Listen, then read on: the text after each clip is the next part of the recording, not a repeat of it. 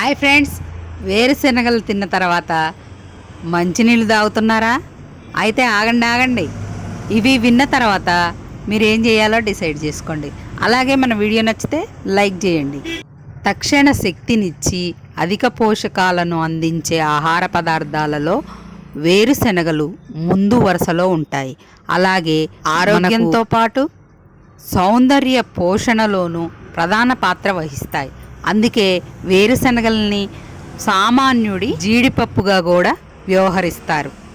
ఇవి రుచిగా ఉండటంతో పాటు ఆరోగ్యానికి కూడా ఎంతో మేలు చేస్తాయి.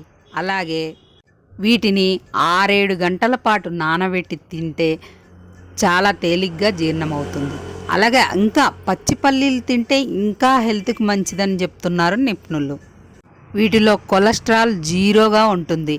గుండె జబ్బులను తగ్గించడంతో పాటు కండరాలకు బలాన్ని చేకూరుస్తాయి.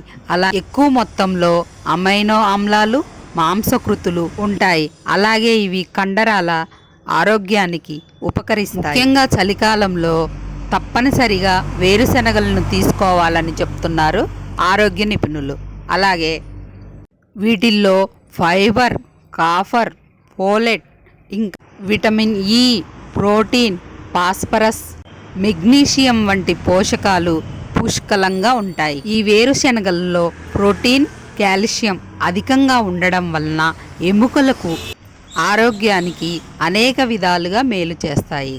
అయితే ఈ వేరుశెనగలు తిన్న తర్వాత పొరపాటును కూడా ఈ ఆహార పదార్థాలను తీసుకోకూడదని అంటున్నారు ఆరోగ్య నిపుణులు.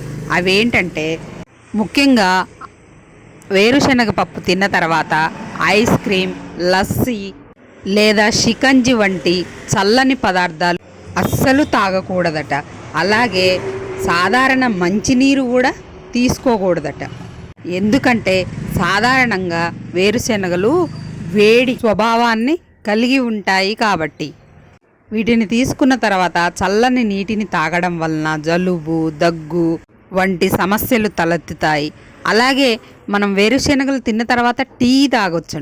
టీ మాత్రం తాగొచ్చట. కానీ చల్లటి పదార్థాలు కానీ చల్లని నీటిని కానీ ఏమాత్రం తీసుకోకూడదు అని చెప్తున్నారు నిపుణులు. అలాగే వేయించిన పల్లీలను తక్కువ మోతాదులో తీసుకోవాలి. అలా కాకుండా ఎక్కువగా తినేస్తే ఎసిడిటీ, గ్యాస్, అపానవాయువు వంటి సమస్యలు మాత్రం తలెత్తుతాయి. ఇవన్నీ కూడా డాక్టర్ సలహా మేరకే చెప్పడం జరిగింది. వీడియో నచ్చితే మాత్రం లైక్ చేయండి, ఫ్రెండ్స్కి షేర్ చేయండి. అలానే మన ఛానల్ని సబ్స్క్రైబ్ చేసుకోండి. మరో వీడియోతో మళ్ళీ కలుద్దాం. బాయ్.